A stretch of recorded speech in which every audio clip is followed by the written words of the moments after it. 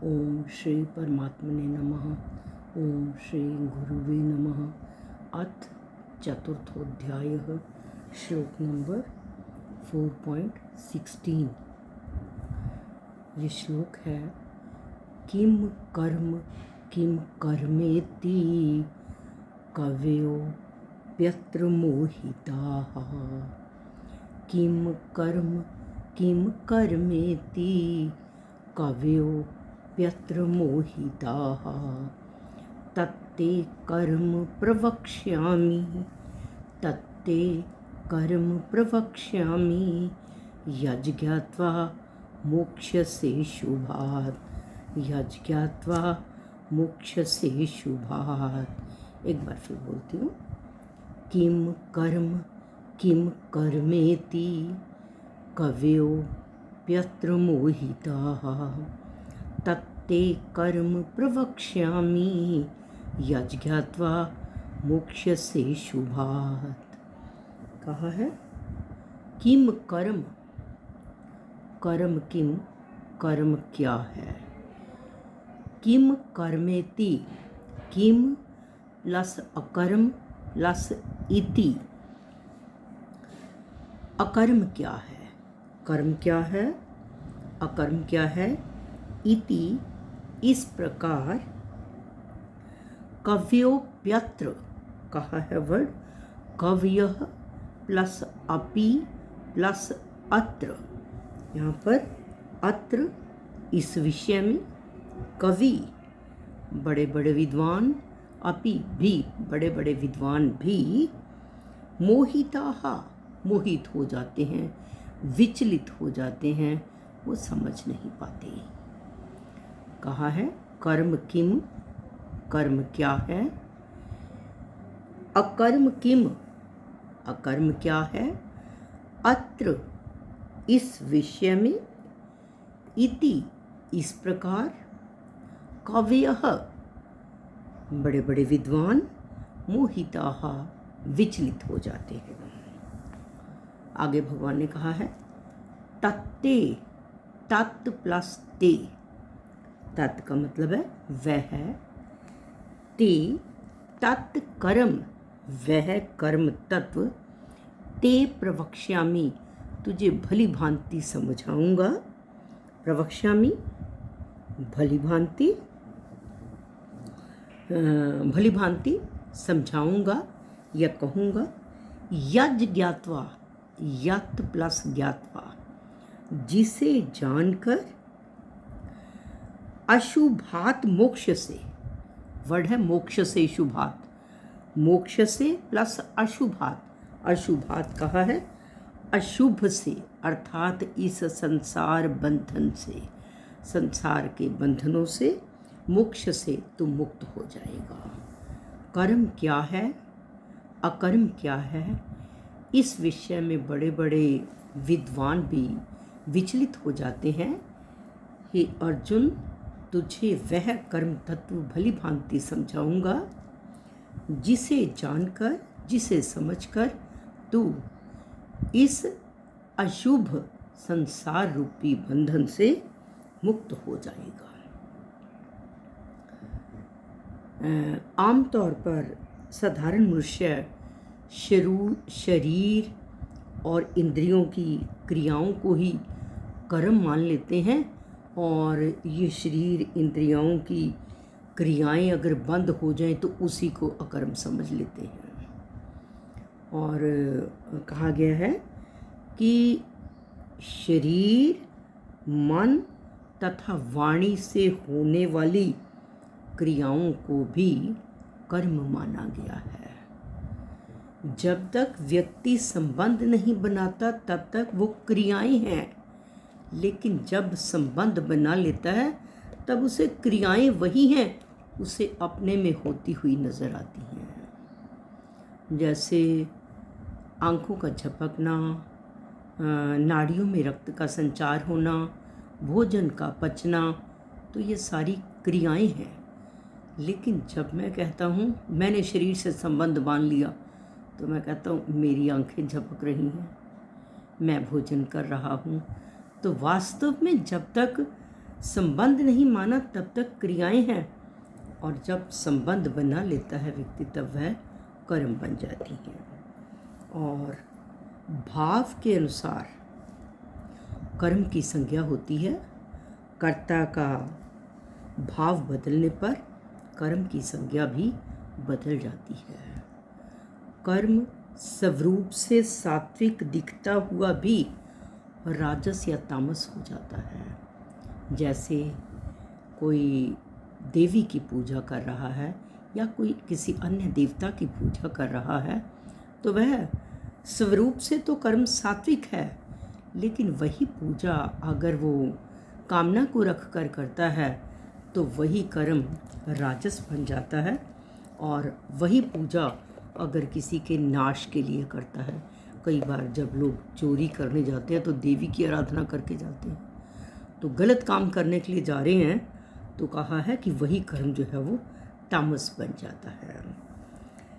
इस प्रकार यदि कर्ता में फल इच्छा, ममता और आसक्ति नहीं है तो उसके द्वारा किए गए कर्म अकर्म बन जाते हैं,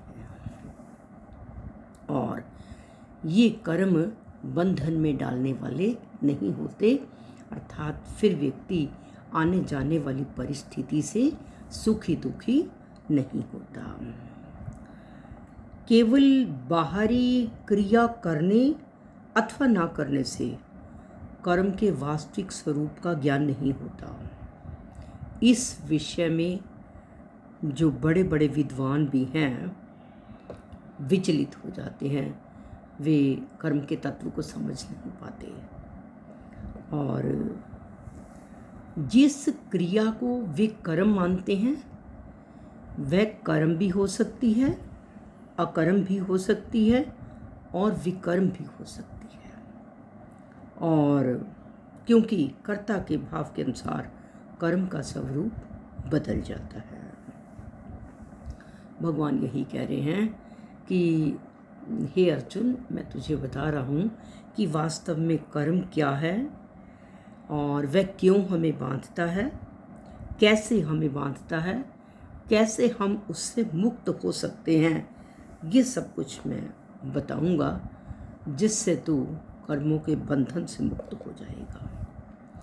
यदि मनुष्य में ममता, आसक्ति, फल इच्छा है तो वह कर्म ना करते हुए भी वास्तव में कर्म कर रहा है। जैसे हमने कोई बिजनेस स्टार्ट करना है, हमारी अंदर की भावना है बिजनेस बहुत अच्छी तरह से चले, हमारी कामना है। एक तो होता है कि पुरुषार्थ करना है, जो फल होगा वो मुझे मंजूर होगा, लेकिन हमारी कामना है कि बहुत अच्छी तरह से चले। रात को सोते हुए भी बिजनेस के स्वप्न आएंगे, कैसे करना है, क्या करना, क्या कहाँ से करूँगा।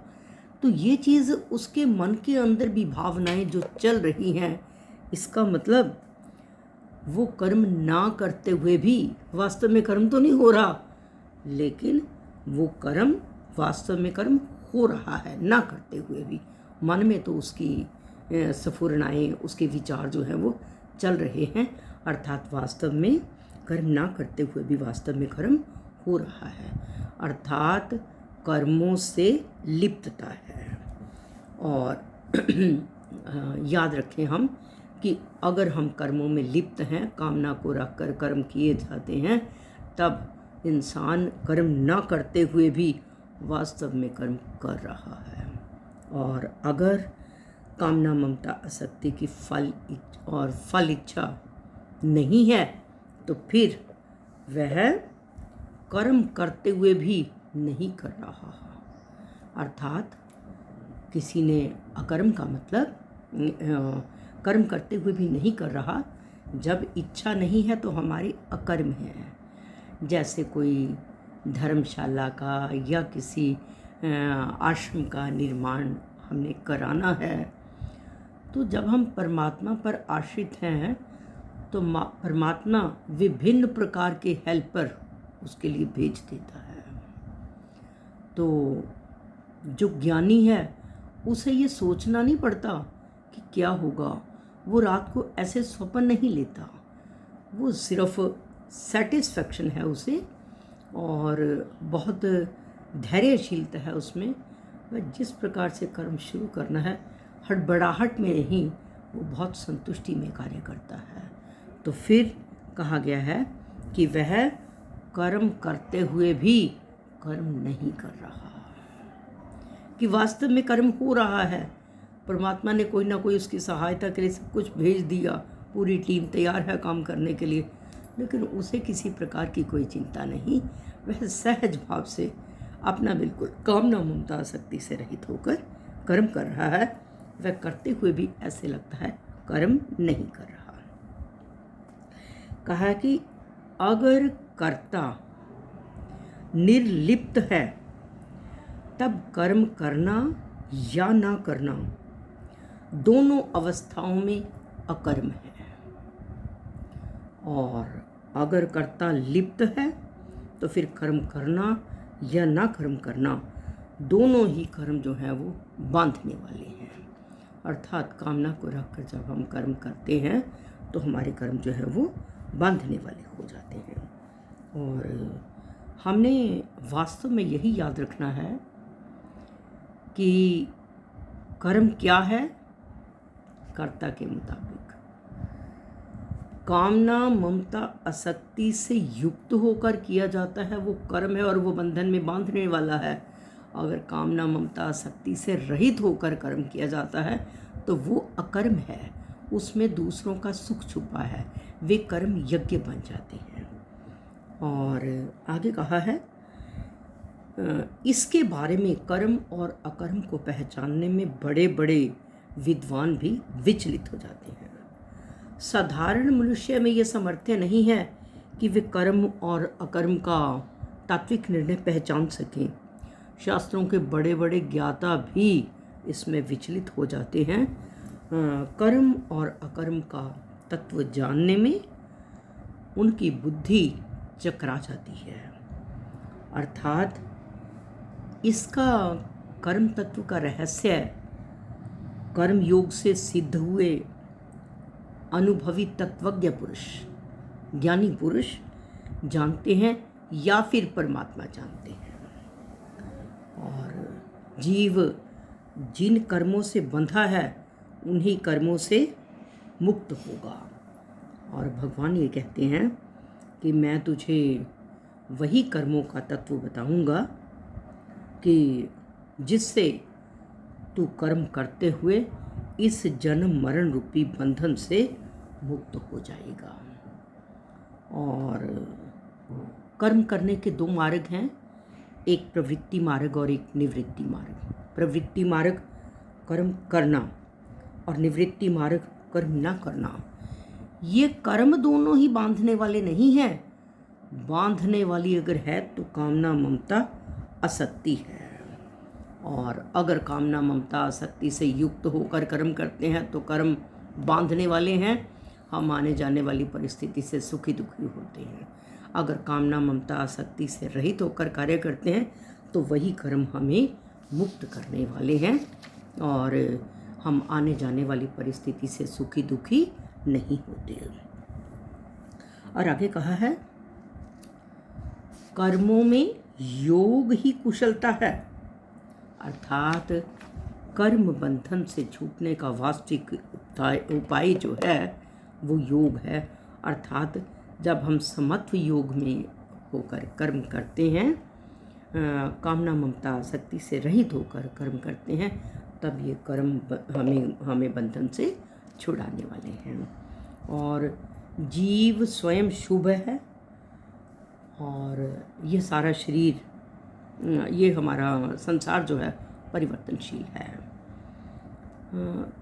जैसे हम एक लेखनी पेन को लेते हैं, जब हमने काम करना है तो उठाते हैं, उससे लिखा और उसके बाद उसको प्रॉपर जगह पर रख दिया। इसी तरह से हमने इस शरीर, इंद्रियां, मन, बुद्धि आदि से जब कार्य करना है तो दूसरों को सुख देने के लिए ये संसार की हैं, और संसार की सेवा में इसे हम लगाएं, और उसके बाद इनके साथ हमारा ये मेरी है ऐसा संबंध न रहे। इस प्रकार इंसान कर्म करता हुआ कर्म बंधन से मुक्त हो जाता है।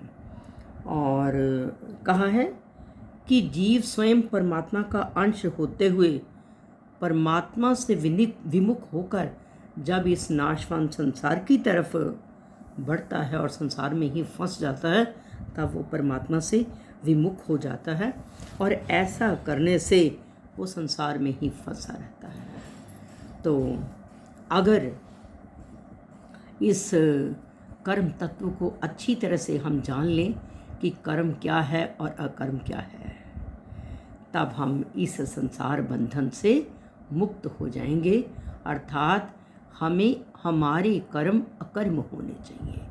हमारे कर्मों में दूसरों का सुख छुपा हो।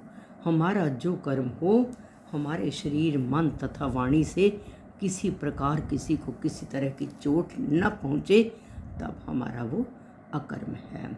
अतः हमें संसार में रहते हुए अकर्म करने हैं, जिससे हम संसार बंधन से मुक्त हो जाएं, आने जाने वाली परिस्थिति से सुखी दुखी ना हों।